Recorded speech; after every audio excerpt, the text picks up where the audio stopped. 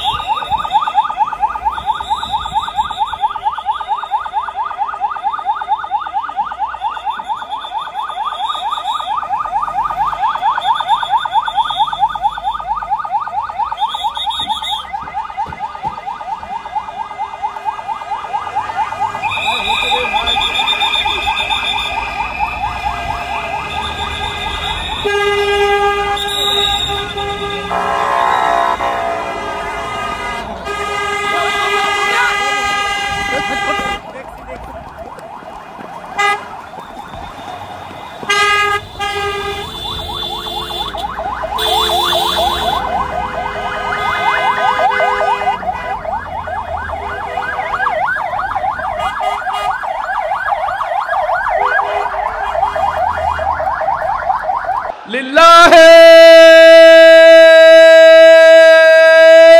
তাকবীর।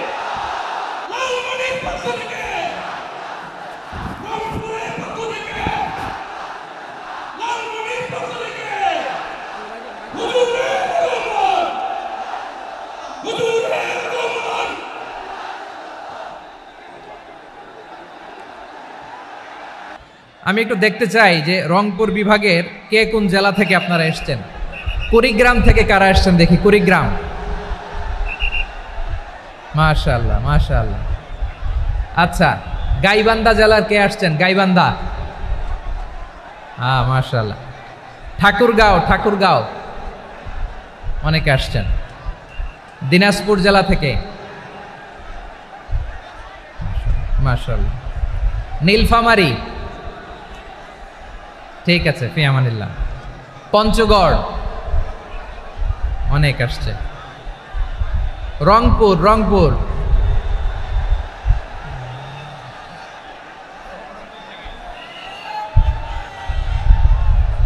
মাশাআল্লাহ,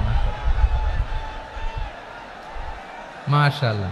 ঠিক আছে, লালমনিরহাটের কারা দেখি, লালমনিরহাট।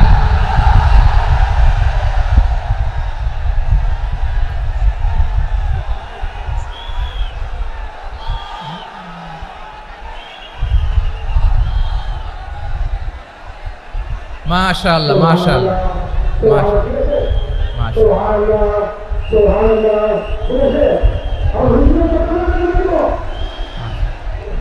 ঠিক আছে, ঠিক আছে।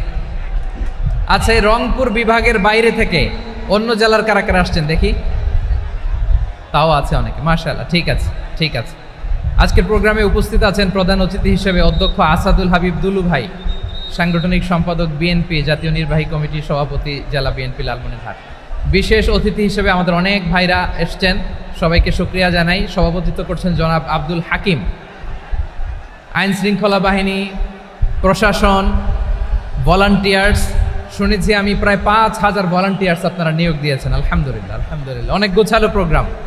আমার প্রাণ ঢালা ভালোবাসা জানবেন, আমার হৃদয়ের গহীন থেকে ভালোবাসা নেবেন, শুভেচ্ছা জানবেন সবাই। ঠিক আছে, ঠিক আছে। প্রিয় ভাইরা, আমরা আর কাল বিলম্ব না করে মূল আলোচনায় চলে যেতে চাই। আজকে যে টপিকের উপর আমি কথা বলবো, টপিকটা হচ্ছে peaceful coexistence and communal harmony, শান্তিপূর্ণ সহাবস্থান এবং সাম্প্রদায়িক সম্প্রীতি। আমাদের বাংলাদেশে সাম্প্রদায়িক সম্প্রীতি আছে না নাই? আবহমান কাল থেকে আমরা মুসলিম, হিন্দু, বৌদ্ধ, খ্রিস্টান, পাহাড়ি, নৃগোষ্ঠী মিলেমিশে একাকার, আমরা সবাই মিলে বাংলাদেশ। আওয়াজ করে বলেন ঠিক কিনা? আমাদের পারস্পরিক সম্প্রীতি, ভালোবাসা, সৌহার্দ্যপূর্ণ আচরণ, বোঝাপড়া, এটা বেশ মজবুত, বেশ মজবুত। তবে মাঝে মাঝে আমাদের এই সম্প্রীতির ভেতরে অনেকে ফাটল ধরাতে চায়। আমরা যে সুখে আছি, শান্তিতে আছি, এটা অনেকের ভালো লাগে না, ঠিক কিনা বলেন? আমাদের মধ্যে সাম্প্রদায়িক সম্প্রীতি, সৌহার্দ্যপূর্ণ আচরণ, ভালোবাসা, এটা আবহমান কাল ধরে আছে। তার প্রমাণ, আমরা তাফসিরুল মাহফিলের আয়োজন করলে আমাদের হিন্দু ভাইরা ডিস্টার্ব করে না, ঠিক কিনা? এবং আমি যদি বলি হাত তোলেন, হিন্দু ধর্মের কারা কারা এসেছেন, কত শত কত হাজার যে হাত উঠবে, আপনি অবাক হয়ে যাবেন। আমি চাচ্ছি না হাত উঠাতে। খুলনাতে সর্বশেষ যে আমি প্রোগ্রাম করে গেলাম, সেখানে কয়েকশো হিন্দু ভাই আসছে আমাদের আলোচনা শুনতে। আলহামদুলিল্লাহ। অনেক বৌদ্ধরা আসে, অনেক খ্রিস্টানরা আসে। এবার সফরেও অনেক হিন্দু ভাইরা আমার সাথে দেখা করেছে। তারা বলেছে, হুজুর আমরা আপনার আলোচনা শুনি। আলহামদুলিল্লাহ বলেন। So it's our responsibility to present our religion to our non-Muslim brothers and sisters. আমাদের অমুসলিম ভাই বোনদের কাছে ইসলামের সৌন্দর্য তুলে ধরা, এটা আমাদের দায়িত্ব। We all are the ambassador of Islam. আমরা প্রত্যেকে দায়িত্বশীল, আমরা প্রত্যেকে এক একজন ইসলামের অ্যাম্বাসেডর। আলহামদুলিল্লাহ বলেন। এজন্য এমনভাবে দ্য বিউটি অফ ইসলাম, ইসলামের সৌন্দর্য আমাদেরকে ফুটিয়ে তুলতে হবে, যাতে করে নন মুসলিমরা শাহাদা পড়ে, কালিমা পড়ে মুসলমান হয়ে যায়। অনেক নন মুসলিম ভাই বোন আমাদের হাতে শাহাদা পড়ে, কালিমা পড়ে মুসলমান হয়েছে, অনেক। সো আমরা যেন ইসলামের বিউটিটাকে তুলে ধরতে পারি এবং এই যে সম্প্রীতি, এটাকে যেন আমরা অটুট রাখতে পারি। আদতে আদতে বাংলাদেশের ইতিহাস বলে আমাদের দেশে কোনো দাঙ্গা নাই, আছে? লালমনিরহাটের ভাইয়েরা আওয়াজ করে বলেন, আমাদের দেশে হিন্দু মুসলিম দাঙ্গা আছে? আমরা ভাই ভাই, আওয়াজ করে বলুন তো, আমরা কি ভাই ভাই? কিন্তু কিছু দুষ্ট লোক আছে, তারা আমাদের সম্পর্কের মধ্যে ফাটল ধরাতে চায়, ঠিক কিনা বলেন? মাঝে মাঝে ঝগড়া লাগাতে চায়। দেখবেন পত্রপত্রিকায় দেখা যায় বিভিন্ন ধর্মীয় উপাসনালয়গুলোতে হামলা চালানো হয়। এগুলো রাজনৈতিক উদ্দেশ্য প্রণোদিত, এগুলোর সাথে ইসলামের কোনো সম্পর্ক নাই। এজন্য এই দুর্বৃত্তদের ব্যাপারে আমাদের সাবধান থাকতে হবে। আমরা সবসময় যেমনি ঐক্যবদ্ধ, ইউনাইটেড, আমরা যদি এরকম ইউনাইটেড থাকি, এই সমস্ত দুর্বৃত্তদের কালো হাত ভেঙে দিতে আমাদের 1 ঘন্টাও লাগবে না। চিল্লায় বলো ঠিক কিনা? আমরা সংঘবদ্ধ থাকবো। এই যে আমাদের পিসফুল কোএক্সিস্টেন্স, শান্তিপূর্ণ সহাবস্থান। হিন্দুরা পূজা করে, যেদিন হিন্দুদের পূজা অনুষ্ঠান, আমরা ওই দিন তাফসির মাহফিল করি না, ঠিক কিনা বলেন? যেদিন আমাদের তাফসিরুল কোরআনের প্রোগ্রাম, ওই দিন আমাদের হিন্দু ভাইরা ডিস্টার্ব করে না। সুবহানাল্লাহ। হিন্দুদের পূজা অনুষ্ঠানে মাদ্রাসার ছাত্র যে পাহারা দেয়, গোটা বিশ্বে এরকম দৃষ্টান্ত নজির বিরল, ঠিক কিনা বলেন? আইন শৃঙ্খলা বাহিনীর পাশাপাশি মাদ্রাসার ছাত্ররা যে সেখানে পাহারা দেয়, গোটা পৃথিবীতে এই দৃষ্টান্ত আপনি পাবেন না। মাদ্রাসার ছাত্ররা, তারা তো কোরআনের ধারক, তারা হাদিসের ধারক, তারা কেন মন্দির পাহারা দিবে? এই সম্প্রীতিকে ধরে রাখার জন্য, এই সৌহার্দ্যকে ধরে রাখার জন্য, আমাদের পারস্পরিক ভালোবাসাকে অটুট রাখার জন্য। আওয়াজ করে বলতে হবে, ঠিক কিনা? এখন বলেন, আমাদের এই ভালোবাসা অটুট থাক, আমরা চাই কি চাই না? আমরা হিন্দু মুসলিম মিলেমিশে শান্তিপূর্ণ সহাবস্থান, সাম্প্রদায়িক সম্প্রীতি, লালমনিরহাটের ভাইয়ের আওয়াজ করে বলুন, এই সাম্প্রদায়িক সম্প্রীতি আমরা চাই কি চাই না? আল্লাহ এই দেশকে তুমি বরকতময় করো, বাংলাদেশকে তুমি শান্তিময় করো। আওয়াজ করে সবাই বলেন আমিন। এই জায়গাটাতে সামান্য একটু আওয়াজ হচ্ছিল, এটাও থেমে গেছে। আলহামদুলিল্লাহ, আলহামদুলিল্লাহ। এখন একেবারে everything is in my control. মাশাআল্লাহ। ঠিক আছে, আমি মূল আলোচনায় যাই। প্রিয় ভাইরা, আমি বলেছিলাম আমার আলোচনার বিষয় হচ্ছে শান্তিপূর্ণ সহাবস্থান, সাম্প্রদায়িক সম্প্রীতি। আমরা দেখব ইসলাম আমাদেরকে কি কি দিক নির্দেশনা দেয়। শান্ত হইতে হবে। খরগোশের কানের মতো কান দুটো আমার দিকে করে রাখেন। আমি এখনো উঠে যাব, হাত নাড়ায় লাভ নাই, আমি উঠে যাব। তাকায় থাকো আর কান খাড়া, আওয়াজ হবে না। হ্যাঁ, মাশাআল্লাহ, মাশাআল্লাহ। ঠিক আছে, আমরা দেখব যে রাসূল সাল্লাল্লাহু আলাইহি ওয়াসাল্লাম এই পিসফুল কোএক্সিস্টেন্সের জন্য আমাদের কি শিখিয়েছেন, কি কি গাইডলাইন দিয়েছেন। আমরা 1, 2, 3, 4 করে এগুলো আপনাদের সাথে শেয়ার করব। আমি আপনাদের খেদমতে সূরাতুল আনআমের 108 নম্বর আয়াত তেলাওয়াত করেছি। এখানে আল্লাহ রাব্বুল ইজ্জা ওয়াল জালাল তিনি ইরশাদ করছেন, ওয়ালা তাসুব্বুল্লাযীনা ইয়াদউনা মিন দুনিল্লাহি ফায়াসুব্বুল্লাহা আদওয়াম বিগাইরি ইলম কাযালিকা যায়্যান্না লিকুল্লি উম্মাতিন আমালাহুম সুম্মা ইলা রাব্বিহিম মারজিউহুম ফায়ুনাব্বিউহুম বিমা কানু ইয়ামালুন। রব্বুল আলামিন বলেন, গোলাম ও আমার ইমানদার বান্দারা, শোনো শোনো। ও আমার বিশ্বাসী বান্দারা, শোনো শোনো। লা তাসুব্বুল্লাযীনা ইয়াদউনা মিন দুনিল্লাহ ফায়াসুব্বুল্লাহা আদওয়াম বিগাইরি ইলম। ও আমার বিশ্বাসী বান্দারা, যারা আল্লাহকে ব্যতি রেখে, আল্লাহকে বাদ দিয়ে অন্য উপাস্যকে ডাকে, দেবীর পূজা করে, তোমরা খবরদার তাদের গালি দিও না। আওয়াজ করে বলেন, কি দিও না? আল্লাহ বলেন, ও বিশ্বাসীরা শোনো, যারা আল্লাহকে বেছে রেখে দেবীর পূজা করে, অন্য উপাস্যের পূজা করে, তাদেরকে ডাকে, ওই দেবতাদেরকে তোমরা গালি দিও না। যদি ওই দেবতাদেরকে গালি দাও, তাহলে ভুলবশত, শত্রুতাবশত তারা তোমাদের রব আল্লাহকে গালি দেবে, ঠিক কি না? তোমরা যদি তাদের দেবতাদের গালি দাও, ওরা রেগে তোমার আল্লাহরে গালি দিবে, তাহলে আল্লাহরে গালি খাওয়ানোর কারণ হয়ে গেলাম আমি, ঠিক কি না? বলেন।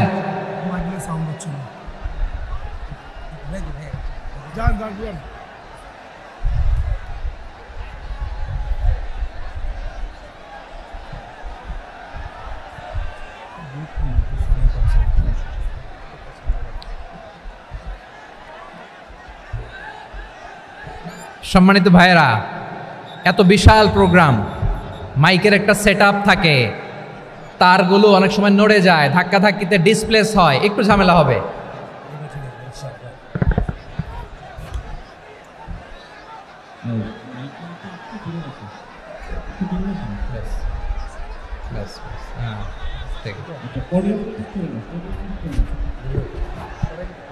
ঠিক আছে, একটু একটু সমস্যা হবে মাঝে মাঝে। আপনারা শান্ত থাকলে, শান্ত থাকতে হবে। এইভাবে সাউন্ড নাই, এই নাই, এই বলতে বলতে আমার সময়ও নাই, উঠে যেতে হবে, এগুলো বোকামি। এই বিভাগীয় প্রোগ্রামগুলোতে যাই, চিৎকার চেঁচামেচি করে তোমরা আসো, সময় শেষ আমাকে উঠে যেতে হয়। আমরা তো বঞ্চিত হলাম। গুরুত্বপূর্ণ অনেক কথা শোনাবো তোমাদের, অনেক। প্রিয় ভাইরা, আপনারা শান্ত হয়ে বসুন, শান্ত হয়ে। রব্বুল আলামিন বলেন, খবরদার বিশ্বাসীরা, আল্লাহ ছাড়া যারা অন্যান্য উপাস্যদেরকে ডাকে, দেবতাদেরকে ডাকে, তাদেরকে তোমরা গালি দিও না। ওই সমস্ত দেবতাদেরকে যদি তোমরা গালি দাও তাহলে তারা আল্লাহকে গালি দিবে, ঠিক কিনা বলেন? আমরা দেবতাদের গালি দিলে ওরা আল্লাহকে গালি দিবে। রব্বুল আলামিন বলেন, খবরদার দেবতাদেরকে গালি দিও না, তাহলে ওরা তোমার রব আল্লাহরে গালি দেবে। প্রতিটি জাতির জন্য তাদের কাজকে আমি আল্লাহ সুশোভিত করে রেখেছি, তারা সবাই একদিন আমার কাছেই ফিরে আসবে। এরপর আমি রব্বুল আলামিন তাদের আমলনামা তাদেরকে জানিয়ে দেব। সুবহানাল্লাহ পড়েন। প্রিয় ভাইয়েরা, আল্লাহ তাআলা বলেছেন খবরদার গালি দিও না। আদেশটা কার? আওয়াজ করে বলেন তো। হিন্দুদের দেবতা দেবদেবীদেরকে গালি দেওয়া যাবে না। আওয়াজ করে বলুন প্রিয় ভাইয়েরা, এই আদেশটা কার?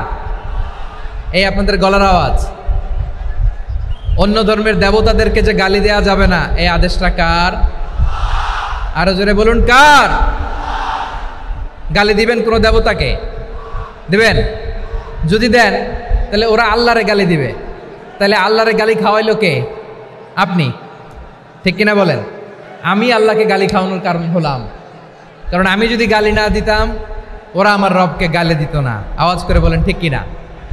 তাহলে প্রিয় ভাইয়েরা, ইসলাম আমাদেরকে শিখায়, সূরাতুল আনআমের 108 নম্বর আয়াত থেকে আমরা বুঝলাম কোনো ধর্মকে ছোট করা যাবে না। অন্য ধর্মকে ছোট করা মানে ইসলামকে ছোট করা। অন্য ধর্মের দেবতাকে গালি দেওয়া মানে আল্লাহকে গালি খাওয়ানো। আওয়াজ করে বলেন ঠিক কিনা? খবরদার, এটা করা যাবে না। আর অন্য ধর্মের দেবতাকে যদি আপনি গালি দেন, ওরা ইসলাম থেকে দূরে সরে যাবে। যাও ইসলামের প্রতি আকৃষ্ট হয়েছিল আর কোনোদিন ইসলামের ধারে কাছে আসবে না। আওয়াজ করে বলেন ঠিক কিনা? এজন্য কখনো কোনোদিন অন্য ধর্মের দেবতাদেরকে গালি দেওয়া যাবে না। অন্য ধর্মের কোনো দেবতাদেরকে আমরা গালি দিব না, গালি দিব না, বরং ইসলামের beauty, the beauty of Islam, ইসলামের সৌন্দর্যকে আমরা তুলে ধরব। আমরা যদি বিশ্বনবী সাল্লাল্লাহু আলাইহি ওয়াসাল্লামের জীবনের দিকে তাকাই, তাহলে আমি দেখব বিষ্ণু ইসলাম মক্কাতে কিংবা মদিনাতে অন্য ধর্মের লোকদের সাথে খুব পিসফুলি লাইফ লিড করেছেন। হোক মুশরিক, হোক খ্রিস্টান, হোক ইহুদি, বিশ্বনবী সবার সাথে মিলেমিশে ছিলেন। আলহামদুলিল্লাহ বলেন। ইসলাম হচ্ছে পিসফুল রিলিজিয়ান। অন্য ধর্মের প্রতি সহনশীলতার সবক ইসলাম আমাদেরকে দেয়। কিন্তু প্রতিটি মুসলিমের এটা মনে রাখতে হবে, আল্লাহর কাছে পছন্দনীয় গ্রহণযোগ্য ধর্ম, জীবনাদর্শ একটি, সেটা হচ্ছে ইসলাম। আওয়াজ করে বলেন সেটা কি? লালমনিরহাটের ভাইয়েরা আওয়াজ করে বলুন, আল্লাহর কাছে মনোনীত ধর্ম একটি, সেটা কি? এজন্য রব্বুল আলামিন বলেন, ইন্নাদ-দীনা ইনদাল্লাহিল ইসলাম, আল্লাহর কাছে মনোনীত গ্রহণযোগ্য অ্যাকসেপ্টেড ধর্ম মতাদর্শ একটা, সেটা হলো ইসলাম। ইসলাম ছাড়া অন্য কোনো ধর্ম যদি কেউ তালাশ করে, তার ওই ধর্ম আল্লাহ গ্রহণ করবে না। ওমাই ইয়াবতাগি গায়রাল ইসলামি দীনান ফালাই ইউকবালা মিন ওয়া হুয়া ফিল আখিরাতি মিনাল খাসিরিন।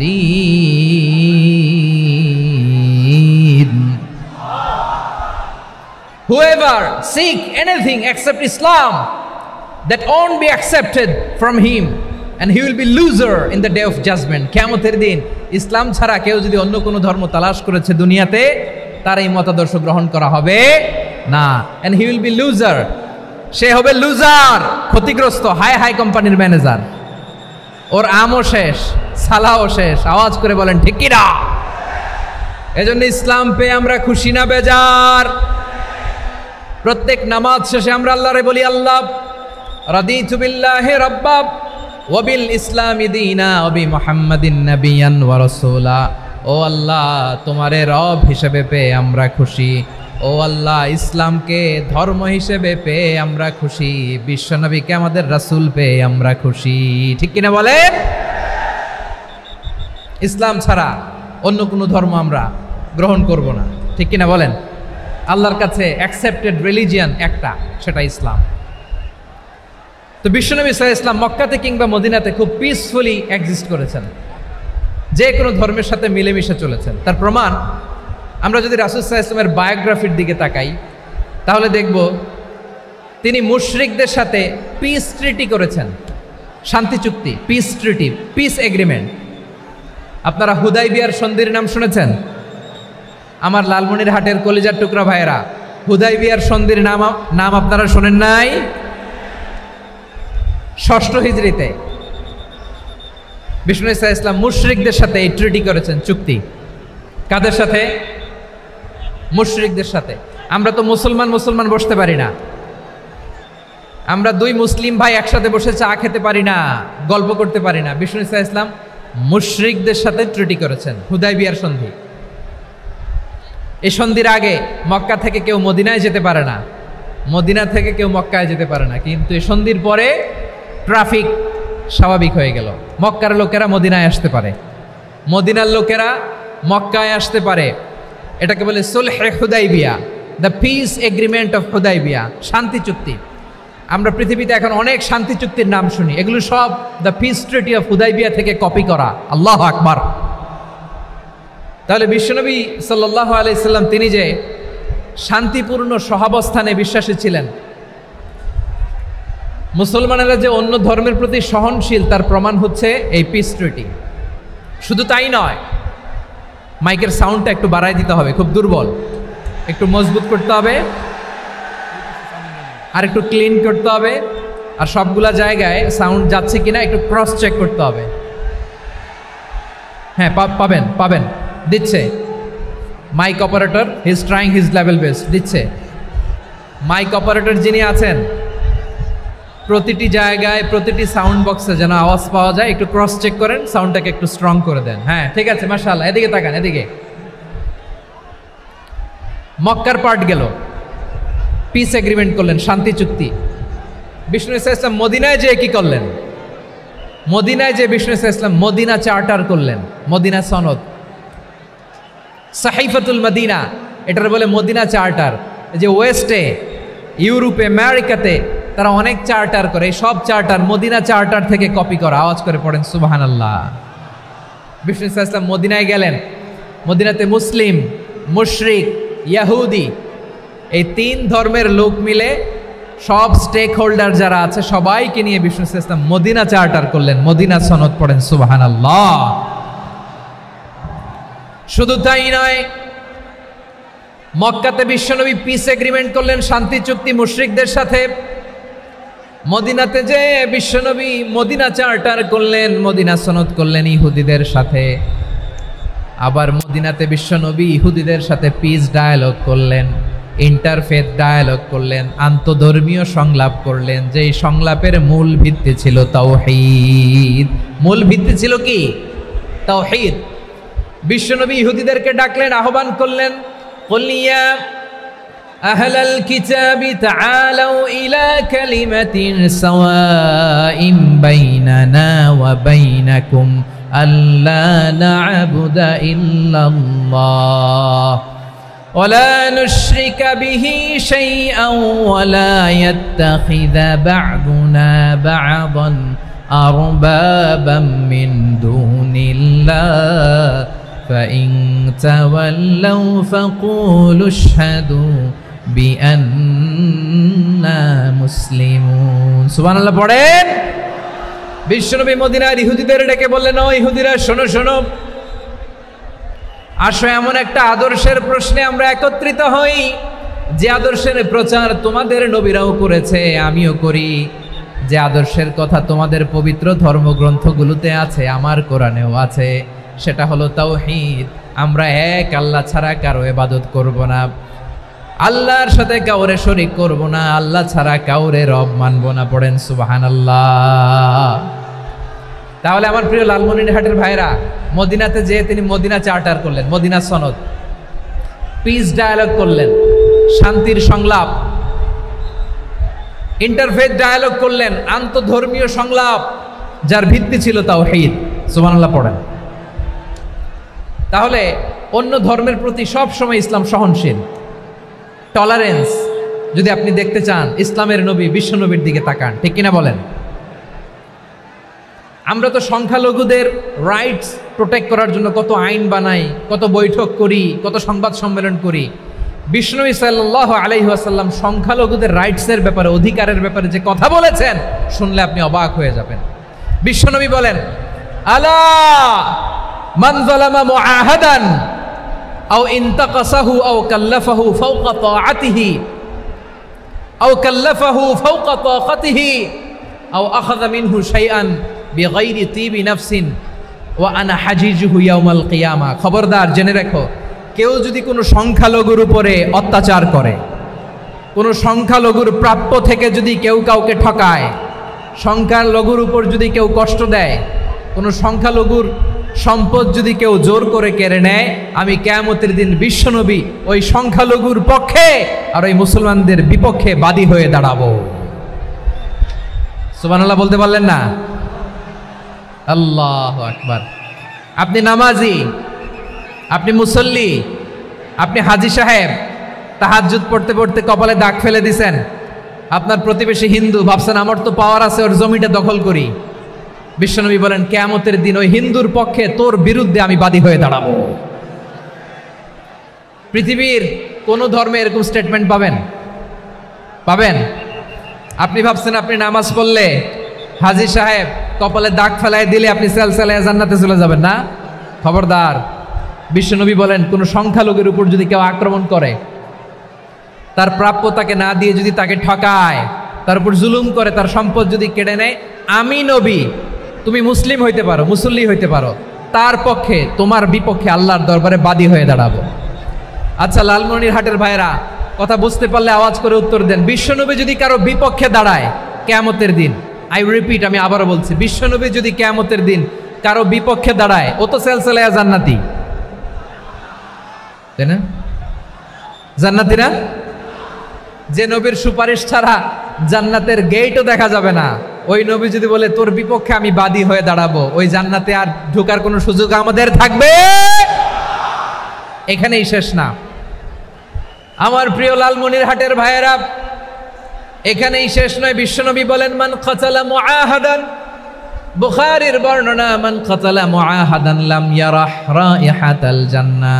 কেউ যদি, কোনো মুসলিম যদি অন্যায়ভাবে কোনো সংখ্যালঘুকে হত্যা করে, কোনো হিন্দুকে হত্যা করে, কোনো বৌদ্ধরে হত্যা করে, অন্যায়ভাবে কোনো মুসলিম যদি কোনো সংখ্যালঘুরে হত্যা করে, জান্নাতে যাওয়া তো দূরের কথা, ওই মুসলিম জান্নাতের ঘ্রাণও পাবে না।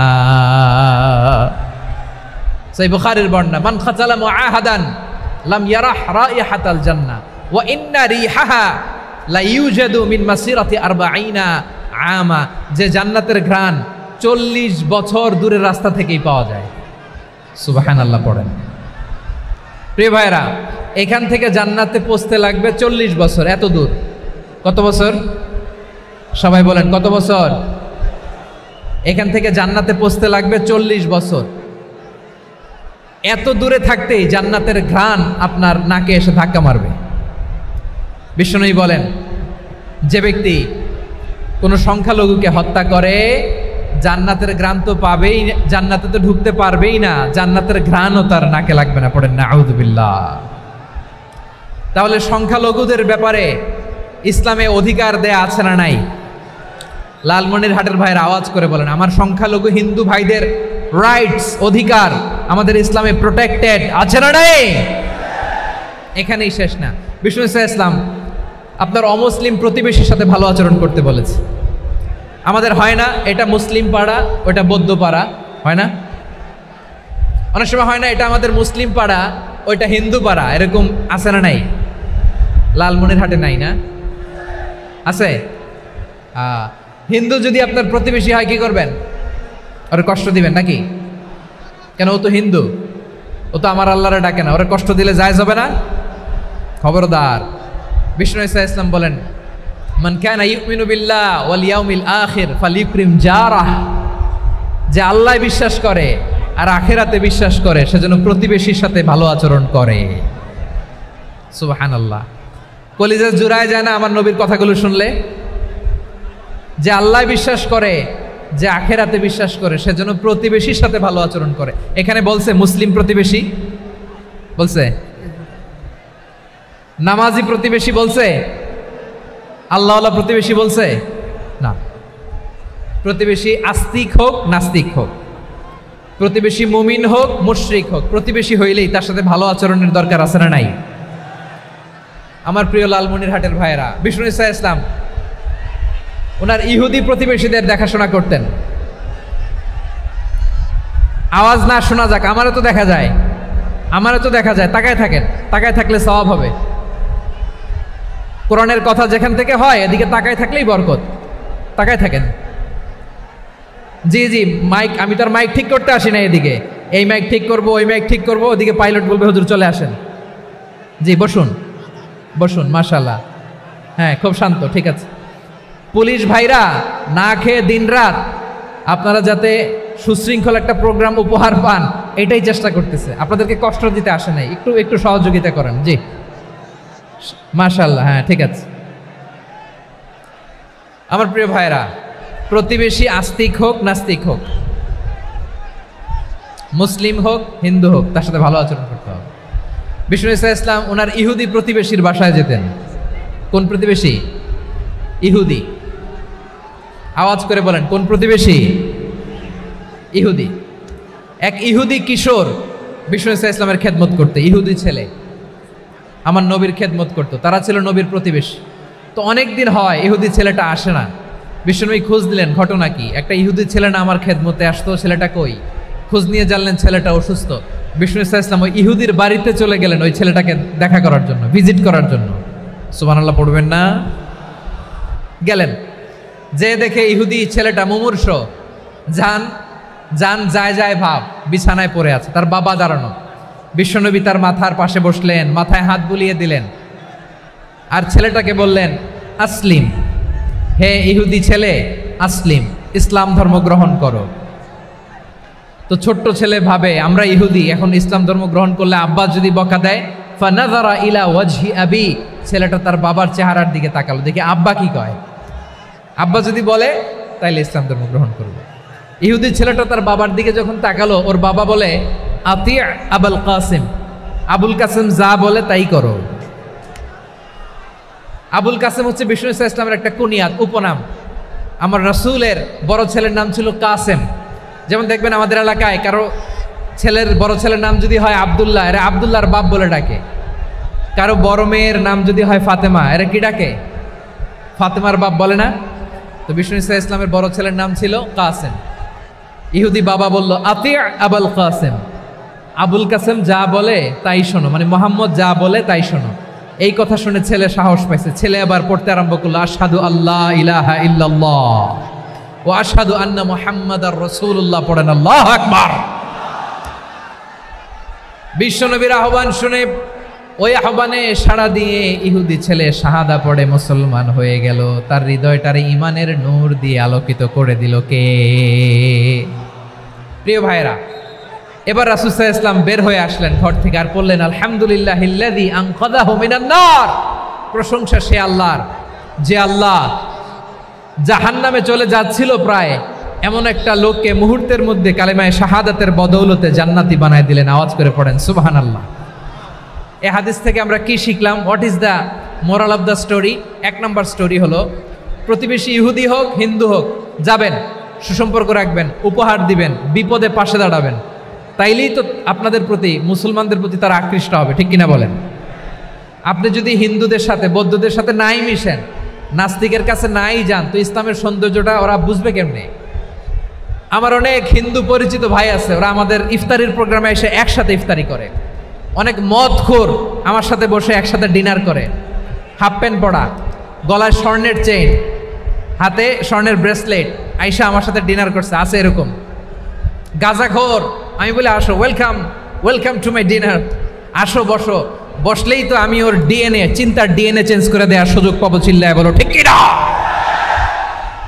আসতে হবে আমার কাছে। Hour door is open, the door of Islam is open 24/7। সব সময় আমাদের ইসলামের দরজা আমার অমুসলিম ভাইদের জন্য খোলা আছে না নাই? এই হাদিস থেকে দুইটা শিক্ষা। এক নম্বর শিক্ষা, প্রতিবেশী মুসলিম হোক অমুসলিম হোক, যান, অসুস্থ হইলে একটু আপেল নিয়ে যান, আঙ্গুর নিয়ে যান, কমলা নিয়ে যান, তাদের সাথে ভালো আচরণ করেন। ইসলামের বিউটি দেখে, সৌন্দর্য দেখে অবাক হবে, নসিব ভালো হলে কোনোদিন কালিমা পড়ে মুসলমান হয়ে যাবে। ঠিক কিনা বলেন? তাহলে অমুসলিমের সাথে ভালো সম্পর্ক। বিশ্বনবী ইহুদির বাড়িতে গেলেন, ইহুদির বাড়ি, আর আমার মুসলমান ভাই আমার কাফের বলে, এরকম আছে না নাই? মুসলিমরা দেখতে পারে না, সহ্য করতে পারে। বিশ্বনবী সাল্লাল্লাহু আলাইহি ওয়াসাল্লাম ইহুদির বাড়িতে গেলেন, এটা একটা শিক্ষা। আরেকটা শিক্ষা হলো, ভাইয়েরা ধাক্কা মেরে এসে সামনে এসে কি লাভ? প্রোগ্রাম তো শেষ হচ্ছে, এখনই শেষ হচ্ছে। তো এই যে আমাদের বকশি ভাই ওয়াদা নিল, হাত তোলালো, মিম বলে এত কথা বলল, তো আমি জেলায় জেলায় যেয়ে খালি হাত নাড়াই তোমাদের জন্য নাকি? হ্যাঁ, হাত নাড়াই শুধু। এই ধাক্কাইতে ধাক্কাইতে এদিকে এসে হাত নাড়াইতেছে, হয়েছে তো, দেখলাম তো, ঠিক আছে, মাশাআল্লাহ, অনেক সুশৃঙ্খল, অন্যান্য যে কোনো জেলার চেয়ে অনেক সুশৃঙ্খল। আমার দিকে তাকাও, আমার দিকে তাকাও,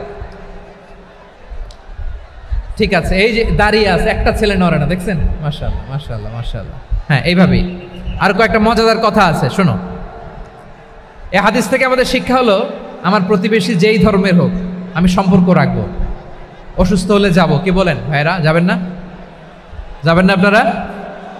আচ্ছা, 2 নম্বর শিক্ষা হলো, বিষ্ণু ঈসা ইসলামের খাদেম ছিল ইহুদি, এতদিন খেদমত করলো, একদিনও বিশ্বনবী ওরা কালিমার দাওয়াত দেয় নাই। কারণ কি? বিশ্বনবী একটা ভালো সময়ের অপেক্ষা করতেছিলেন, প্রপার টাইমিং। দাঈর কাজ হচ্ছে দাঈ ইলাল্লাহ, সে হচ্ছে সুযোগ সন্ধানী। দাঈ সুযোগ খোঁজে, কখন দাওয়া দিলে ব্যাটে বলে হবে, ঝোপ বুঝে কোপ মারে, ঠিক কিনা বলেন? বিষ্ণু ঈসা ইসলাম ভালো সময়ের অপেক্ষা করতেছিলেন, দেখি ভালো সময় আসুক আসুক আসুক আসুক। আস্তে আস্তে এমন সময় আসছে, ছেলে এবার মুমূর্ষ। অসুস্থ ব্যক্তির হৃদয় অত্যন্ত নরম থাকে, হসপিটালে যখন কেউ যায় তার হৃদয়টা বড্ড নরম থাকে, মৃত্যুর ভয়ে তার অন্তরটা নরম থাকে, ঠিক কিনা বলেন? এই প্রপার টাইমিং এর অপেক্ষা করতেছিলেন, যখনই টাইমিং পেয়েছেন দাওয়াত দিলেন, পড়ো লা ইলাহা ইল্লাল্লাহ, সুবহানাল্লাহ পড়েন সবাই। তাহলে ইসলাম অমুসলিম প্রতিবেশীর সাথে ভালো আচরণ করতে বলে।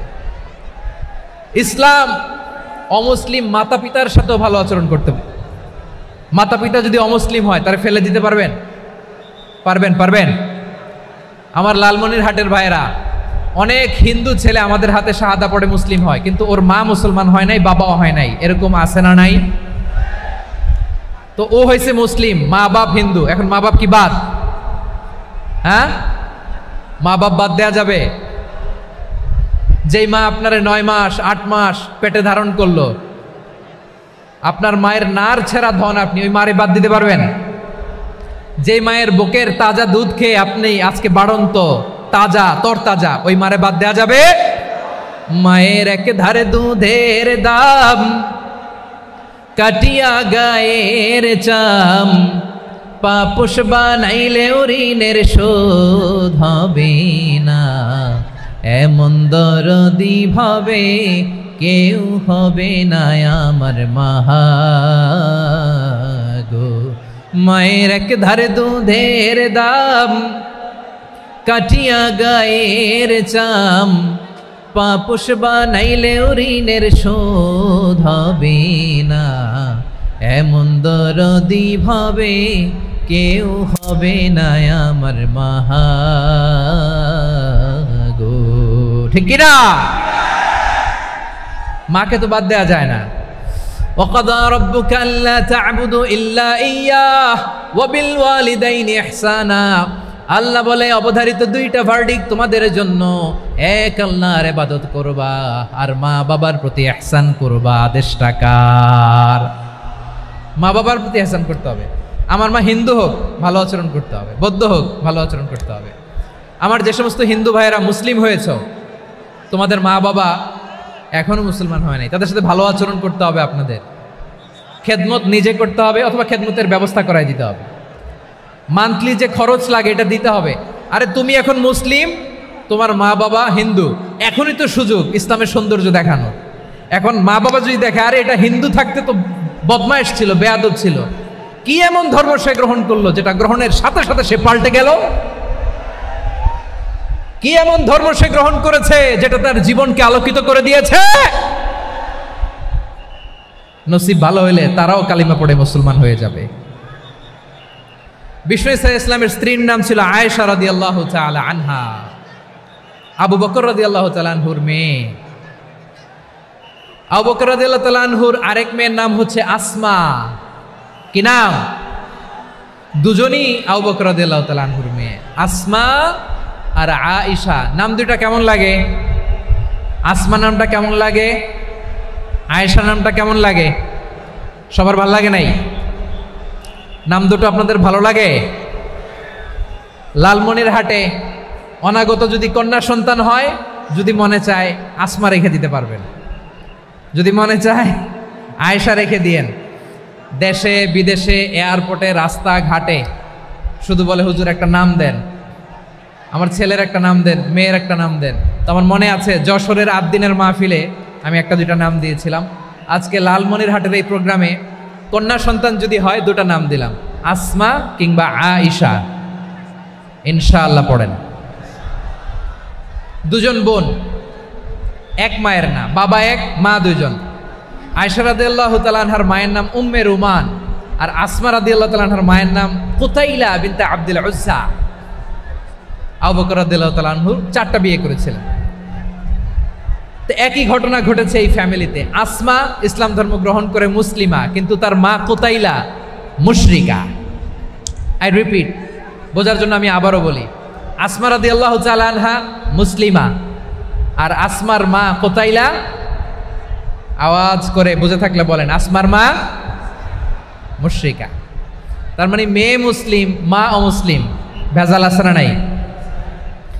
কিন্তু কুতাইলা আর ধৈর্য ধারণ করতে পারে না। নার ছেঁড়া ধন, কলিজার টুকরা ধন, কলিজার টুকরা সন্তান আসমারে দেখতে বড্ড মন চায়। সাইয়েদানা আসমা রাদিয়াল্লাহু তাআলা আনহা মক্কা থেকে হিজরত করে মদিনায় চলে গেলেন হুদাইবিয়ার পর। যখন মক্কা মদিনার ট্রাফিক স্বাভাবিক হলো, মক্কার লোক মদিনায় যায়, মদিনার লোক মক্কায় আসে। কুতাইলা কলিজার টুকরা সন্তান আসমারে দেখার জন্য কিছু উপহার নিয়ে বিশাল মরুপথ পাড়ি দিয়ে মক্কা থেকে মদিনায় যায়। সুবহানাল্লাহ বলেন। এখন মা আসছে মেয়ের সাথে দেখা করতে, মেয়ে তো আর দেখা দেয় না। মেয়ে ভাবছে আমার মা তো মুশরিকা, অপবিত্রা, তার সাথে কি দেখা দেয়া যাবে? বিশ্বনবীর দরবারে চলে গেলেন। সুবহানাল্লাহ বলেন। কি সৌভাগ্যবান ছিল তারা, মাসলা জানার দরকার হলেই নবীর দরবারে চলে যেত। ঘরে বউয়ের সাথে ঝগড়া হলে নবীর দরবারে চলে যেত। অনেক সাহাবী বলে আমার পেটে ক্ষুধা লাগলো আমি নবীর কাছে চলে যেতাম, কারণ নবীর চেহারার দিকে তাকালেই আমার পেটের ক্ষুধা মিটে যেত। সাইয়েদানা আসমা রাদিয়াল্লাহু তাআলা আনহা বিশ্বনবীর কাছে চলে গেলেন, যে বললেন ইয়া রাসূলুল্লাহ ইয়া হাবিবাল্লাহ ইন্না উম্মি কাদিমাতুন ইলাইয়া ওয়া হিয়া রাগিবা। আমার মা মক্কা থেকে অনেক দূর মরুর পথ পাড়ি দিয়ে উপহার সামগ্রী নিয়ে মদিনায় আমার সাথে দেখা করতে এসেছে গো নবী। আমার জানতে বড্ড ইচ্ছে হয় আমি আমার মুশরিকা মাখা করতে পারবো কিনা। আফা আসিলুহা, আগে যেমনি আমি আমার মায়ের সাথে ভালো আচরণ করতাম, যেমনি আমি আমার মায়ের সাথে সদাচরণ করতাম গো নবী, এখন আমি মুসলিমা, মা মুশরিকা, এখনো কি আগের মতো সদাচরণ করতে পারবো নাকি? বিশ্বনবী বললেন নাম সিলিহা, হ্যাঁ রে আসমা, অবশ্যই অবশ্যই, আগে ঠিক যেমন তুমি তোমার মায়ের সাথে ভালো আচরণ করতে, এখনো তেমনি আগের মতো ভালো আচরণ করবা। আওয়াজ করে পড়েন সুবহানাল্লাহ। কি ইসলাম আমরা পেয়েছি! কত ব্রড মাইন্ডেড আমাদের ইসলাম, কত ওপেন মাইন্ডেড ইসলাম, কত ওপেন আপ করতে পারে, চিন্তা করতে পারেন। বিষ্ণু বললেন হ্যাঁ অবশ্যই, নাম সুলিহা, আগে যেমনি ভালো আচরণ করছো আসমা, এখন ওই রকমই করো, পারলে আরো বাড়ায় করো। সুবহানাল্লাহ বলেন। তাহলে আমার যে হিন্দু ভাইয়েরা, হিন্দু বোনেরা, ইমানের বদৌলতে দৌলতে আপনি ধন্য হয়েছেন, আপনার আম্মা আব্বা এখনো মুসলমান হয় নাই, তাদের জন্য দোয়া করেন, তাদের জন্য দোয়া করেন, আল্লাহ যেন তাদেরকেও ইমানের দৌলত দান করে। আমরা সবাই পড়ি আমিন, আরো জোরে পড়েন আমিন। এখন বলেন ইসলাম কি ন্যারো মাইন্ডেড রিলিজিয়ান না ব্রড মাইন্ডেড? লালমনিরহাটের যুবক ভাইরা আওয়াজ করো, ইসলাম কি ন্যারো মাইন্ডেড না ব্রড মাইন্ডেড? কতটা ব্রড মাইন্ডেড দেখেন। বিশ্বনবী সাল্লাল্লাহু আলাইহি সাল্লাম অমুসলিমরা যদি নবীকে উপহার দিত, ওই উপহারও বিশ্বনবী গ্রহণ করতেন। সুবহানাল্লাহ পড়েন। আপনার অমুসলিম বন্ধু যদি উপহার দেয় সেটাও আপনি নিতে পারবেন, যেটা নেওয়া জায়েজ। কিন্তু আপনার বন্ধু যদি আপনার মদের বোতল দেয়, নিতে পারবেন? হ্যাঁ, মদের বোতল দিলে পারবেন না। আপনার বন্ধু যদি আপনার পর্ক দেয়, পর্ক, শুকরের গোশত মিশ্রিত কোনো খাবার, ওটা নিতে পারবেন না। হালাল যে কোনো জিনিস নিতে পারবেন। বিশ্বনবী সাল্লাল্লাহু আলাইহি ওয়াসাল্লাম অমুসলিমদের দেয়া হাদিয়া গ্রহণ করতেন। কেমন নবী ছিলেন? আমার নবীরে চিনে নেন, আমার নবীর অ্যাটিটিউড জেনে নেন। বিশ্বনবী সাল্লাল্লাহু আলাইহি ওয়াসাল্লাম যখন কোনো জনপদে যেতেন, 3টা অপশন নিয়ে যেতেন। প্রিয় ভাইয়ের, আওয়াজ করে বলতে হবে, কোনো জনপদে গেলে আমার নবীর অপশন থাকতো কয়টা? আমার মতো 3 আঙ্গুল উঁচু করে দেখান আর বলুন, আমার নবী কোনো জনপদে গেলে কয়টা অপশন নিয়ে যেতেন?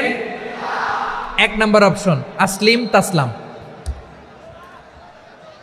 নতুন এলাকায় গেলে বলতেন আসলিম তাসলাম, ইসলাম ধর্ম গ্রহণ করো, শান্তিতে থাকবা, আমার ভাই হয়ে যাবো, আমরা ভাই ভাই। ইসলাম মানো, আমরা ভাই ভাই। অপশন নাম্বার কত? 1। যদি বলে না ইসলাম মানবো না, ওকে, অপশন নাম্বার 2, মুসলিম হওয়ার দরকার নাই, লা ইকরাহা ফিদ্দিন, ইসলামে কোনো বাড়াবাড়ি নাই। খ্রিস্টান আছো থাকো, বৌদ্ধ আছো থাকো, ইহুদি থাকতে চাও থাকো, কিন্তু আমরা যেহেতু রিজিওনাল সুপার পাওয়ার, আমাদের আন্ডারে থাকো, ট্যাক্স দিয়া থাকো, এটার বলে জিজিয়া। আলেম যারা আছেন বুঝবেন, এটার আরবিতে কি বলে? জিজিয়া। You pay us the tax, we will give you the security. তোমরা ট্যাক্স দিবা, আমরা সিকিউরিটি দিব, আমাদের আওতায় থাকবা, কেউ তোমাদেরকে আক্রমণ করতে পারবে না, আমরা নিরাপত্তা দিব। সুবহানাল্লাহ বলেন। এটা অপশন নাম্বার কত? আচ্ছা, বুঝে থাকলে বলেন 1 নম্বর অপশন কি ছিল? ইসলাম। ইসলাম মানো, শান্তিতে থাকবা, ভাই ভাই, আমরা ভাই ভাই। অপশন নাম্বার 2, ট্যাক্স দাও, আমরা নিরাপত্তা দিব, মুসলিম হওয়া লাগবে না। এখন 1 নম্বরও মানে না, 2 নম্বরও মানে না, মুসলিম হবো না, ভালো, খ্রিস্টান থাকো, ট্যাক্স দাও, আমরা সিকিউরিটি দিব না, এইটাও মানি না। বিষ্ণু বলেন, তাহলে তলোয়ার আমাদের আর তোমাদের মাঝে ফয়সালা করবে। মুসলিমও হবো না, ট্যাক্স দিবা, নিরাপত্তা দিব, আমরা সুপার পাওয়ার, আমাদের আন্ডারে থাকবে, এইটাও না। তাহলে তোমাদেরকে তো আমরা বিশ্বাস করতে পারি না, কখন না কখন বিশ্বাসঘাতকতা করো, কার সাথে মিলে হাত মিলাও, তলোয়ার আমাদের মাঝে ফয়সালা করবে। তখন তিনি জেহাদের সশস্ত্র সংগ্রামের ঘোষণা দিতেন। সুবহানাল্লাহ পড়েন। দেখেন, পশ্চিমারা জেহাদকে এইভাবে চিত্রায়িত করে না। ওরা জেহাদ বলতে বোঝায় তলোয়ার, হাত কাটো, গলা কাটো, না, জেহাদ সশস্ত্র সংগ্রাম 3 নম্বরে। অধিকাংশ ক্ষেত্রেই বিশ্বনবীর সুন্দর আচরণ দেখে, আরে আমার নবীর যে নুরানি চেহারা, অনেকে তো কেবল সিরেফ চেহারাটা দেখেই কালিমা পড়ে মুসলমান হয়ে গিয়েছে। যারা মুসলিম হয় নাই, তারা তাদের ইসলামেই বলবৎ ছিল, ট্যাক্স দিয়ে ইসলামের আন্ডারে ছিল। যারা এটাও মানে নাই, ওইটাও মানে নাই, তাদের বিরুদ্ধে জেহাদ। বিষ্ণু ইসলাম 7ম হিজরিতে যখন খায়বার বিজয়ের পরে ইসলাম রিজিওনাল সুপার পাওয়ার হিসেবে আত্মপ্রকাশ করলো, বিশ্বনবী চিঠি লিখলেন অন্যান্য সুপার পাওয়ারের কাছে, রাষ্ট্রীয় চিঠি লেখে এক রাষ্ট্রপ্রধান আরেক রাষ্ট্রপ্রধানের কাছে। ঠিক কিনা বলেন? জানেন না আপনারা? এই যে 24-এর ছাত্র নাগরিক অভ্যুত্থানে, এই অভ্যুত্থান যখন শুরু হয়, আমি তখন সাউথ আফ্রিকাতে, একটা স্ট্যাটাস দিয়েছিলাম, কোটা নয়, গোটা দেশ সংস্কার করা লাগবে। শুধু বাংলাদেশ নয়, সারা বিশ্বের বাংলা ভাষাভাষী লোকেরা এই আন্দোলনের সাথে সমর্থন তারা করেছে, এটাকে সাপোর্ট করেছে, তারা সমর্থন দিয়েছে। আমাদের ইউনাইটেড আরব আমিরাতের বাংলাদেশি ভাইয়েরা, তারা সেখানে রাস্তায় নেমে এসেছিল, জানেন?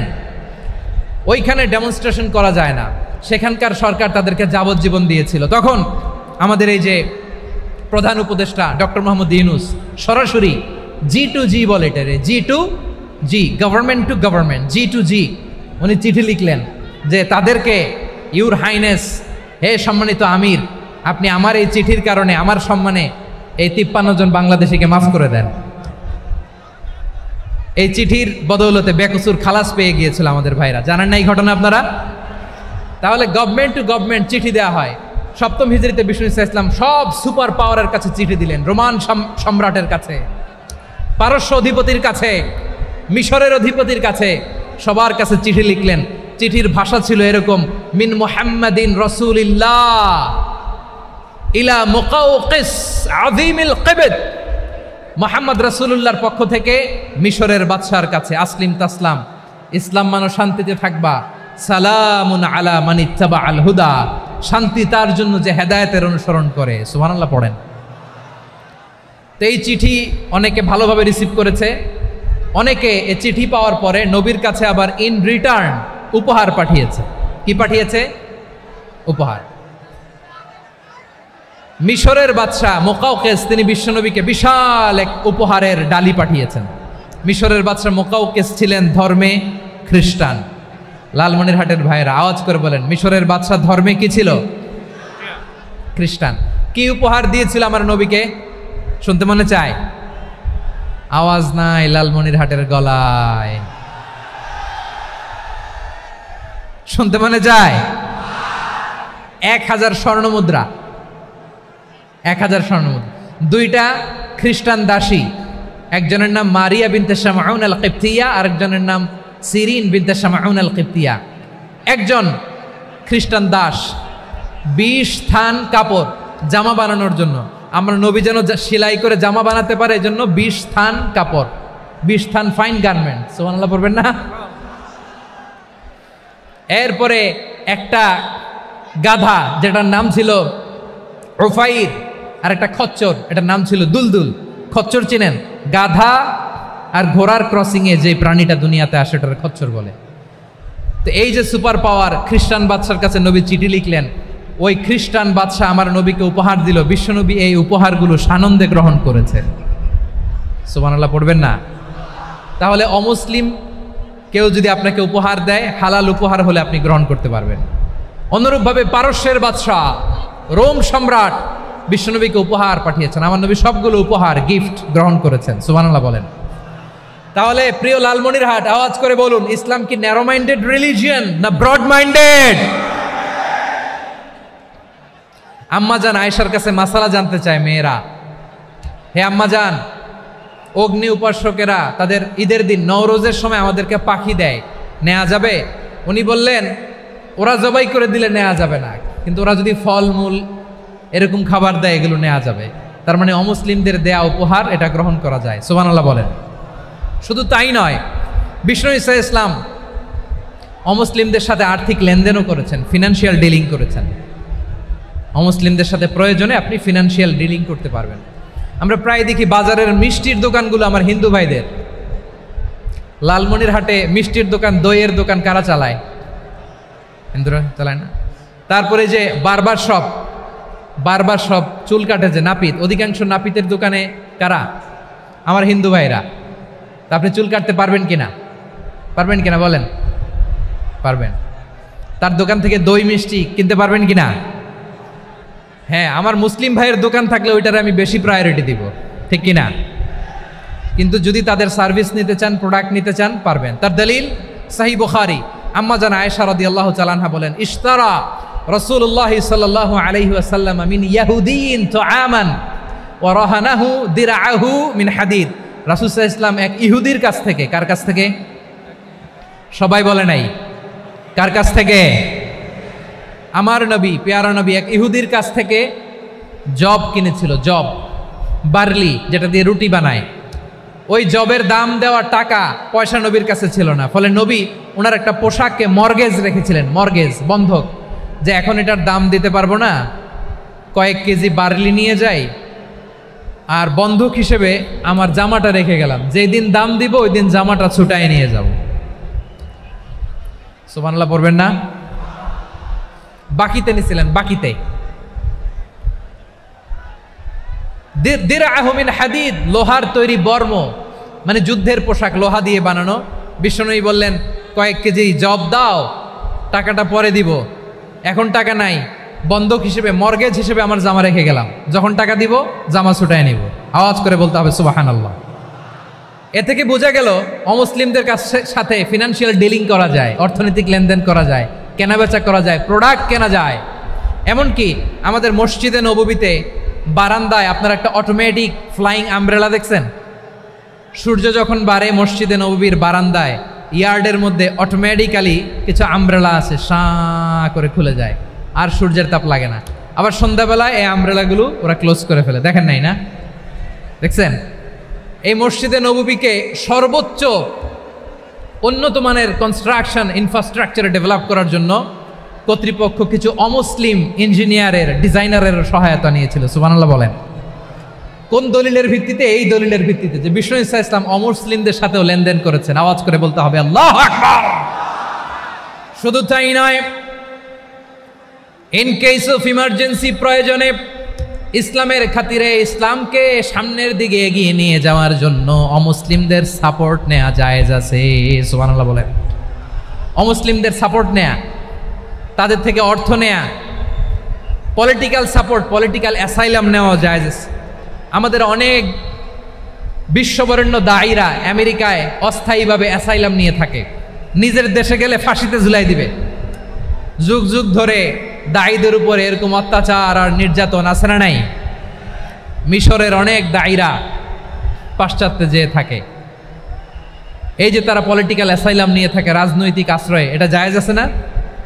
এটা যে জায়েজ আছে তার প্রমাণ স্বয়ং বিশ্বনবী সাল্লাল্লাহু আলাইহি ওয়াসাল্লাম পলিটিক্যাল সাপোর্ট নিয়েছিলেন অমুসলিমদের কাছ থেকে। সুবহানাল্লাহ বলেন। খুব মজাদার একটা ঘটনা, শুনবেন? আপনাদের আগ্রহ দেখে তো মনে হয় না শোনার ইচ্ছা আছে। আছে আছে, গলায় জোর আছে।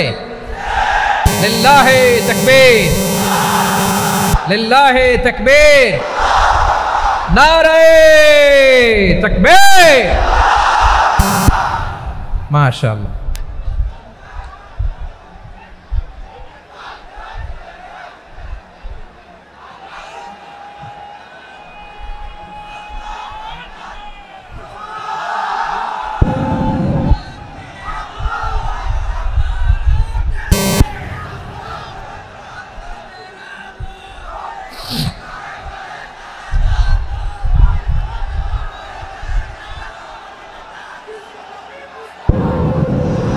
মাশাআল্লাহ মাশাআল্লাহ। থামুন থামুন আমার ভাইরা। বিশ্বনবীর বয়স তখন প্রায় 51 বছর। কত বছর? বিশ্বনবীর সবচেয়ে কাছের মানুষ খাদিজা রাদিয়াল্লাহু তাআলা আনহা ইন্তেকাল করেছেন। বিশ্বনবী বড্ড কষ্ট পেলেন, হৃদয়টা ভেঙে খান খান। যিনি ঘরের ভেতরে বিশ্বনবীকে সান্ত্বনা দিতেন, ভালোবাসা দিতেন, বাইরে গেলে কুরাইশরা বকাঝকা করে, অত্যাচার করে, কিন্তু আম্মাজান খাদিজা রাদিয়াল্লাহু তাআলা আনহা ঘরটারে এমন শান্তির নীড় বানায় রেখেছেন, এই ঘরের ভিতরে ঢুকলে বিশ্বনবীর কলিজাটা ঠান্ডা হয়ে যেত। এজন্য রব্বুল আলামিন বলেন, খাদিজা, ও আমার বান্দি খাদিজা, জান্নাতে এমন স্পেশাল একটা ঘর আমি তোমার জন্য রেডি করে রেখেছি। ওই ঘরের মধ্যে কোনো আওয়াজ নাই, ওই ঘরের মধ্যে কোনো নয়েজ নাই, ওই ঘরে কোনো বিশৃঙ্খলা নাই। কারণ মক্কার জমিনে আমার নবী কুরাইশদের বিশৃঙ্খলা, নয়েজ আর ঝামেলাগুলোকে উপেক্ষা করে যখন তোমার ঘরের ভিতরে ঢুকতো, ঘরটারে তুমি শান্তির নীড়, ঠান্ডা, নীরব, নিস্তব্ধ, নিঝুম আর শান্তির নীড় বানিয়ে রেখেছ। এজন্য জান্নাতে স্পেশাল একটা শান্তির নীড় আমি তোমারে উপহার দেব। ওই প্রিয়তমা স্ত্রী খাদিজা ইন্তেকাল করলেন, বিশ্বনবীর হৃদয় ভেঙে খান খান। আবার ওনার চাচা আবু তালেব ইন্তেকাল করলেন, যিনি পলিটিক্যাল শেল্টার দিতেন নবীকে। কে দিতেন? আবু তালেবের ভয়ে, বিশ্বনবীর এই চাচার ভয়ে কোনো মুশরিক নবীর গায়ে হাত দেওয়ার সাহস পায় নাই। এখন স্ত্রীও নাই, চাচাও নাই, নবীকে আশ্রয় দেওয়ার কেউ নাই। নবীর চারদিকে অন্ধকার। নবী এখন কই যাবেন? আমার পেয়ারা নবী নতুন স্টেশন খুঁজতেছেন, নতুন দাওয়াতি প্ল্যাটফর্ম খুঁজতেছেন। তিনি যায়েদ বিন হারেসা রাদিয়াল্লাহু তাআলা আনহুকে নিয়ে মক্কার পাশের একটা নেইবরিং সিটি তায়েফে চলে গেলেন। কোথায় চলে গেলেন? লালমনিরহাটের ভাইয়ের আওয়াজ করে বলেন, কোথায় গেলেন? তায়েফে চলে গেলেন দিনের দাওয়াত দেওয়ার জন্য। কি দেওয়ার জন্য? নাকি জমি কিনতে গেছিলেন? জমি কিনতে? দুনিয়ার যশ খ্যাতির জন্য? নিজের কোনো লাভের জন্য? তায়েফবাসীদেরকে জাহান্নামের আগুন থেকে বাঁচানোর জন্য। আওয়াজ করে বলতে হবে ঠিক কিনা? বিশ্বনবী বিশাল মরুপথ, পাহাড়ি পথ পাড়ি দিয়ে তায়েফের মরুজমিনে গেলেন কোরআনের দাওয়াত নিয়ে, ইমানের দাওয়াত নিয়ে। কিন্তু তায়েফের লোকেরা বিশ্বনবীর দাওয়াতকে শুধু প্রত্যাখ্যান করেই থামে নাই, তারা বিশ্বনবীর সাথে অত্যন্ত খারাপ আচরণ করেছে। বিশ্বনবীকে শারীরিকভাবে হেনস্থা করেছে, আমার নবীকে শারীরিকভাবে অত্যাচার করেছে, আমার পেয়ারা নবীর গায়ে পাথর মেরেছে, বিশ্বনবীর গা বেয়ে ঝরঝর করে রক্ত ঝরেছে। নবী জামিনের মধ্যে লুটিয়ে পড়েছেন, আবার মেরেছে। আবার নবী হাঁটতে শুরু করলেন, পেছন থেকে আবার মেরেছে। আবার নবী রক্তাক্ত হয়ে জামিনের মধ্যে লুটিয়ে পড়লেন, আবার মেরেছে। বিশ্বনবীর মতো এত সুশ্রী মানব, বিশ্বনবীর মতো এত শুভ্র মানব, বিশ্বনবীর মতো এমন চমৎকার দেহাবয়ব দিয়ে রব্বুল আলামিন কাউকে বানান নাই। এরকম চমৎকার মানুষটাকে তারা তায়েফের ওই জামিনে রক্তাক্ত করেছে। বিশ্বনবী দুনিয়ার কোনো স্বার্থের জন্য সেখানে যান নাই, নিজের কোনো লাভের জন্য, প্রাপ্তির জন্য যান নাই। তায়েফবাসীদের জাহান্নামের আগুন থেকে বাঁচাতে গিয়েছেন, ঠিক কিনা বলেন? খেয়ে না খেয়ে দিন প্রচারের কাজে নিজেকে দিয়েছ বিলিয়ে। তায়েফের কাফিরেরা চিনল না সে আলো, দুষ্ট ছেলেদের পিছু দিল লেলিয়ে। পাথরের আঘাতে ক্ষত বিক্ষত হয়ে সারা শরীর থেকে রক্ত ঝরে। হে রাসূল তোমাকে ভুলি আমি কেমন করে, হে রাসূল তোমাকে ভুলি আমি কেমন করে। পারেন না আপনারা? ধরুন আমার সাথে। হাজার ব্যথা বেদনার পরে ফিরে আসনি তুমি আপন ঘরে। দিনের আলো তুমি ছড়িয়ে দিতে চলে গেলে মদিনায় মক্কা ছেড়ে। হে রাসূল তোমাকে ভুলি আমি কেমন করে, হে রাসূল তোমাকে ভুলি আমি কেমন করে। ঠিক কিনা বলেন? প্রিয় ভাইরা, তায়েফের ছেলেরা নবীকে রক্তাক্ত করলো। আমার নবী কই যাবে? কই যাবে? মক্কায় জায়গা নাই, তায়েফে জায়গা নাই। তায়েফ থেকে ভারাক্রান্ত মন নিয়ে আমার নবী মক্কায় ফিরে আসলেন। বিশ্বনবী মক্কায় ঢুকতে পারেন না। মক্কার মরুভূমির দিকে তাকিয়ে, উপত্যকার দিকে তাকিয়ে বিশ্বনবী ধা ধা করে কাঁদেন, ঝরঝর করে। নবীর চেহারা মোবারক থেকে চোখের পানিগুলো বেয়ে বেয়ে পড়ে। আমার জন্মস্থান, আমার শৈশব, কৈশোর, যৌবন কেটেছে এই মক্কায়। আমার এলাকায় আমি ঢুকতে পারি না। বিশ্বনবী মক্কার অনতি দূরে দাঁড়িয়ে জায়েদকে পাঠালেন, জায়েদ যাও দেখো কেউ আমাকে সাপোর্ট করার মতো আছে কিনা, যাও অমুকের কাছে যাও। জায়েদ গেলেন, তারাও প্রত্যাখ্যান করে ফিরিয়ে দেয়। বিশ্বনবী বললেন যাও অমুক লোকের কাছে যাও, তিনিও প্রত্যাখ্যান করে ফিরিয়ে দিলেন। কেউ বিশ্বনবীকে আশ্রয় দিতে রাজি হয় না। নিজ জন্মভূমিতে বিতাড়িত বিশ্বনবী, সর্বশেষ বিশ্বনবী বললেন যাও মুতঈম ইবনে আদির ঘরে যাও। মুতঈম ইবনে আদি মুশরিক, তার কাছে যাও। গেলেন, মুতঈম ইবনে আদি রাজি হয়ে গেল। সুবহানাল্লাহ বলেন। দেখেন অনেক বিপদের সময়ও আমি নিজে সাক্ষী, সামাজিকভাবে রাজনৈতিকভাবে কত ঝঞ্ঝা, কত ষড়যন্ত্র, কত কনস্পাইরেসি পাড়ি দিয়ে আমাদেরকে সামনে এগিয়ে যেতে হয়। এই শত্রুদের ভেতরেও একজনকে দাঁড় করিয়ে দেয় যে আল্লাহর কোরআনের জন্য রেডি হয়ে যায়। পড়েন সুবহানাল্লাহ। মুতঈম ইবনে আদি, আল্লাহ তার মনকে নরম করে দিলেন। মুতঈম বলে মুহাম্মদ আমি তোমাকে আশ্রয় দিব। তার দুই ছেলেকে পাঠালেন, যাও খোলা তলোয়ার নিয়ে, স্কট দিয়ে, গার্ড অফ অনার দিয়ে মুহাম্মদকে মক্কায় ঢুকাও আর বলো আমি আমান দেব। আমান কি দিব? আমান মানে সিকিউরিটি, নিরাপত্তা। সিকিউরিটি ছাড়া, আমান দেওয়া ছাড়া কেউ থাকতে পারতো না মক্কায়। দুই ছেলে বিষ্ণু ইসা ইসলামকে নিয়ে আসলো। নবী কাবার চারদিকে তাওয়াফ করলেন, নামাজ পড়লেন। আবু জাহেল, উতবা, শাইবা, ওয়ালিদ ইবনে মুগীরা সবাই দেখে, কেউ কিছু করতে পারে না। কারণ মুতঈম ইবনে আদি ঘোষণা দিয়েছেন আমি মুহাম্মদকে আমান দিয়েছি, মুহাম্মদের গায়ে যেন কেউ স্পর্শ না করে। আওয়াজ করে পড়েন সুবহানাল্লাহ। নবীর এই বিপদকালে মুহূর্তে মুতঈমের হৃদয়টারে নরম করে দিল কে? আচ্ছা লালমনির হাটের ভাইয়েরা বলেন, এই মুতঈম কি মুসলিম ছিল না মুশরিক? সবাই বলতে হবে মুসলিম না মুশরিক? তাহলে মুশরিকের কাছ থেকে নবী পলিটিক্যাল অ্যাসাইলাম, আধুনিক রাষ্ট্রবিজ্ঞানের ভাষায় পলিটিক্যাল অ্যাসাইলাম, যেটাকে বলে রাজনৈতিক আশ্রয়, ওনার আমান বা নিরাপত্তার এই ঘোষণায় তিনি মক্কায় ঢুকলেন। যতদিন নিরাপত্তা ছিল ছিলেন। মুতঈম যখন মারা গেল, বিষ্ণু ইসলাম হিজরত করে মদিনায় চলে গেলেন। সুবহানাল্লাহ। কিন্তু মুতঈম যে বিশ্বনবীর উপকার করছে এটা বিশ্বনবী ভুলে নাই। আমাদের অনেকে আছে উপকার করার পরে আর খেয়াল থাকে না, খাওয়ার পরে গলা দিয়ে নামলে আর খেয়াল থাকে না। এরকম আছে না নাই? আমার নবী বলে নাই। বদরের প্রান্তরে 70 জন কাফেরকে যখন বন্দী করে বিশ্বনবীর সামনে হাঁটু গেড়ে দাঁড় করানো হলো, বসানো হলো, 70 জন কাফের। কয়জন? বিশ্বনবী তাদের দিকে তাকিয়ে বললেন, সহিহ বুখারীর বর্ণনা, লাউ কানাল মুতঈম ইবনে আদি হাইয়ান সুম্মা কাল্লামানি হাউলাইন নাতনা লা তারাকতুহুম লাহু। বদরের প্রান্তরে 70 জন বন্দী কাফিরের দিকে তাকিয়ে আমার নবী বললেন, আজকে মুতঈম ইবনে আদি যদি বেঁচে থাকতো আর তোমাদের 70 জনের ব্যাপারে যদি মুতঈম এক বাক্যে একটা সুপারিশ করত, তার সম্মানে আজকে তোদের সবাইরে আমি মাফ করে দিতাম। সুবহানাল্লাহ নাই?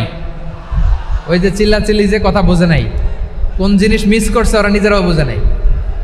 বিশ্বনবী মুতঈমের এই সাহায্যের কথা বলে নাই। 70 জন মুশরিক হাঁটু গেড়ে বসা, নবী চাইলে এখনই এক্সিকিউশন অর্ডার দিতে পারে। তিনি বললেন, আজকে যদি মুতঈম বেঁচে থাকতো আর মুতঈম যদি তোদের জন্য সুপারিশ করতে, এই আবর্জনাগুলোর ব্যাপারে সুপারিশ করতে, আমি মুহূর্তেই তোদেরকে এমনি মাফ করে দিতাম। এবার বলেন, ইসলাম কি ন্যারো মাইন্ডেড না ব্রড মাইন্ডেড? শুধু তাই নয়, যাকে যে সম্মান দেয়ার আমার নবী দিতেন, হোক আস্তিক হোক নাস্তিক, হোক মুসলিম হোক অমুসলিম। বিষ্ণু ইসলাম যখন রোমান সম্রাটের কাছে চিঠি লিখেছেন, আমার প্রিয় লালমনিরহাটের ভাইরা, অল্প কয়েক মিনিট কয়েকটা জরুরি কথা বলবো, এদিকে তাকান, এদিকে তাকান। রোমান সম্রাটের কাছে বিশ্বনবী যখন চিঠি লিখলেন মিন মুহাম্মদ রাসূলিল্লাহ ইলা হিরাকলা আযীমির রোম। মুহাম্মদের পক্ষ থেকে হিরাক্লিয়াসের কাছে, যিনি হচ্ছেন আযীমির রোম। এটা নবী নিজ থেকে বানায় লিখছেন, অতিরিক্ত সম্মান দিয়ে। কোন রাষ্ট্রপ্রধান যখন আসে তাদেরকে আমরা কি বলি জানেন? তার নামের শেষে HE এটা লিখতে হয়, H.E. মানে হিজ এক্সেলেন্সি। কি লেখে? হিজ এক্সেলেন্টি, অথবা ইউর হাইনেস, ইউর ম্যাজেস্টি। দেখেন, বিশ্বনবী সাল্লাল্লাহু আলাইহি ওয়াসাল্লাম সব নবীদেরও নবী। তিনি একজন মুশরিক খ্রিস্টান সম্রাট, রোমান সম্রাটের কাছে চিঠি লিখতে যেয়ে লিখতেছে, ইলা হিরাকলা আযীমির রোম, হিরাক্লিয়াসের কাছে আমার চিঠি, যিনি রোমের আযীম, হিজ হাইনেস, মানে রোমের অনেক সম্মানিত এক বাহাদুর। আওয়াজ করে বলেন সুবহানাল্লাহ। তার মানে যাকে যে সম্মান দেয়ার, এটা বিশ্বনবী দিতেন। এমনকি যেই ইহুদিরা ভালো ছিল, এই ইহুদিদেরও প্রশংসা করেছেন বিশ্বনবী মুহাম্মদুর রাসূলুল্লাহ সাল্লাল্লাহু আলাইহি ওয়াসাল্লাম। এক ইহুদির প্রশংসা করেছেন বিশ্বনবী। ইহুদির কার? আমি তো আমার ভাইয়ের প্রশংসা করি না, আমি তো এক আলেম আরেক আলেমরে স্পেস দেই না, আমি তো এক দায়ী আরেক দায়ীর সাথে বসতে চাই না। আমার নবী ইহুদির প্রশংসা করে। কার প্রশংসা? ওই ইহুদির নাম ছিল মুখাইরিক। সিরাত গ্রন্থ ঘাটলে পাবেন। তিনি বলেছেন, মুখাইরিক খাইরু ইয়াহুদ, Mukhayriq is the best of the Jews. জুইশদের মধ্যে সে সবচেয়ে ভালো। কেন প্রশংসা করলেন তার? এর কারণ মদিনা চার্টারে কথা ছিল, সব ধর্মের মুসলিম মুশরিক ইহুদিরা মিলে মদিনাকে রক্ষা করবে। কিন্তু 3য় হিজরিতে যখন উহুদের যুদ্ধ শুরু হলো, সবার কথা ছিল, যেই আক্রমণ করে আমরা মদিনাকে বাঁচাবো। কোন শহরকে বাঁচাবো? মদিনাকে। কিন্তু কুরাইশরা যখন অ্যাটাক করলো, ইহুদিরা আর আসে না, ইহুদিরা আর বেরোয় না। বিষ্ণু বললেন, ওহে ইহুদিরা, তোমরা না চুক্তি করলে আমার সাথে যে মদিনা বাঁচাতে সবাই ঝাঁপিয়ে পড়বো, আসো। একটা ইহুদিও বেরোয় না, কেউ আসে নাই সেদিন, একজন ছাড়া। তার নাম মুখাইরেক। তার নাম কি? মুখাইরেক বাহাদুরের মতো ঘোড়সাওয়ার হয়ে বেরিয়ে গেলেন এবং বললেন, গোটা ইহুদি সাম্রাজ্যের একজনও যদি না আসে, আমি মুখাইরেককে কেউ ঘরে আটকে রাখতে পারবে না। বেরিয়ে আসলেন, এসে বললেন, আমি মুহাম্মদের পক্ষে যুদ্ধ করব। আমি মারা গেলে আমার সম্পদ আমার উত্তরাধিকারীরা পাবে না, আমার সম্পদ তোমরা মুহাম্মদকে দিয়ে দিবা। সুবহানাল্লাহ বলেন। উহুদের ময়দানে 70 জন মুসলমান শহীদ হলো। এই ইহুদি, সেও মুসলমানের পক্ষে যুদ্ধ করে নিহত হলো। সুবহানাল্লাহ বলেন। মুসলিমদের লাশ যখন নিয়ে আসা হলো, এই মুখাইরিকের লাশও নিয়ে আসা হলো।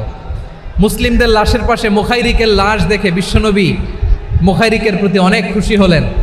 আর বিশ্বনবী খুশি হয়ে বললেন, মুখাইরিক খায়রু ইয়াহুদ, মুখাইরিক যদিও তুমি ইহুদি, তারপরেও তুমি সব ইহুদিদের মধ্যে সেরা ইহুদি। পড়েন সুবহানাল্লাহ।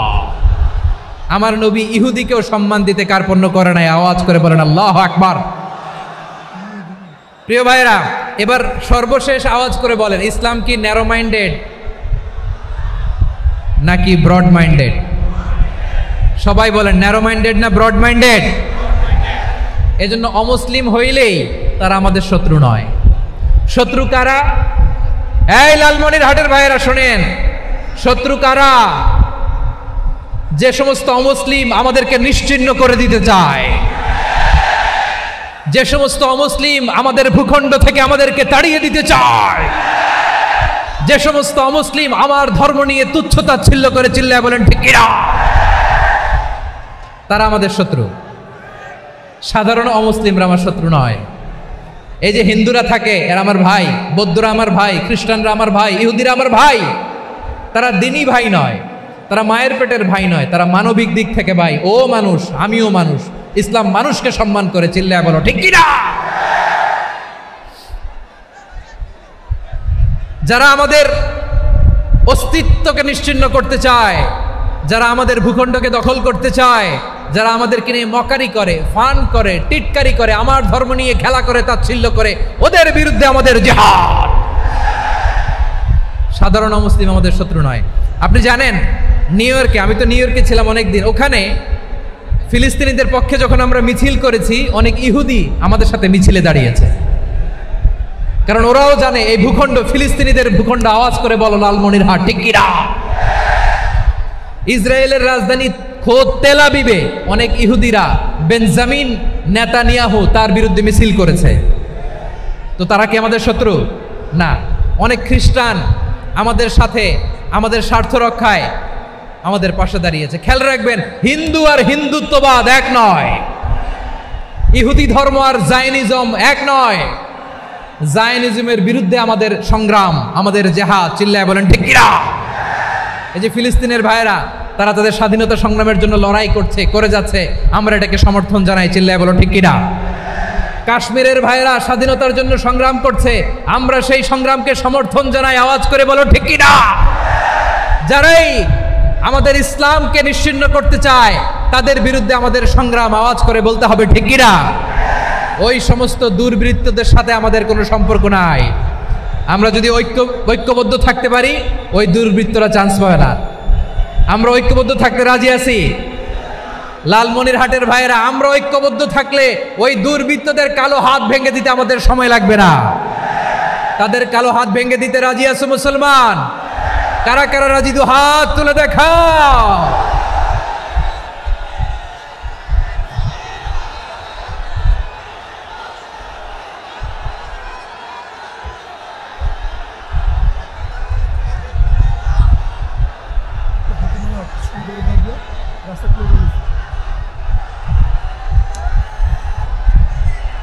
আমার প্রাণ প্রিয় লালমনিরহাটের ভাইয়েরা, শত্রু কাফের আর অশত্রু কাফেরের মধ্যে পার্থক্য আছে না নাই? আবু তালেবও মুশরিক, আবু জাহেলও মুশরিক, কিন্তু দুই মুশরিকে পার্থক্য আছে না নাই? আবু তালেব নবীর চাচা, মুশরিক, মারা গিয়েছে মুশরিক অবস্থায়, কিন্তু আজীবন আমার নবীকে আগলে রেখেছে, আমার নবীকে সাপোর্ট করেছে, ভালোবেসেছে। আবু জাহেলও মুশরিক, মারা গিয়েছে মুশরিক হিসেবে, আজীবন আমার নবীর বিরুদ্ধাচরণ করেছে। আবু জাহেলের শক্তি, সামর্থ্য, স্ট্র্যাটেজি, প্ল্যান সব আমার নবীর বিরুদ্ধে ছিল। এই আবু জাহেলের কারণে একটা দিন শান্তিতে আমার নবী মক্কায় ঘুমাতে পারে নাই, চিল্লায় বলেন ঠিক কিনা। এজন্য রব্বুল আলামিন বলেন, লা ইয়ানহাকুমুল্লাহু আনিল্লাযীনা লাম ইউকাতিলুকুম ফিদ-দীনি ওয়া লাম ইখরিজুকুম মিন দিয়ারিকুম আন তাবাররুহুম ওয়া তুকসিতু ইলাইহিম ইন্নাল্লাহা ইউহিব্বুল মুকসিতিন।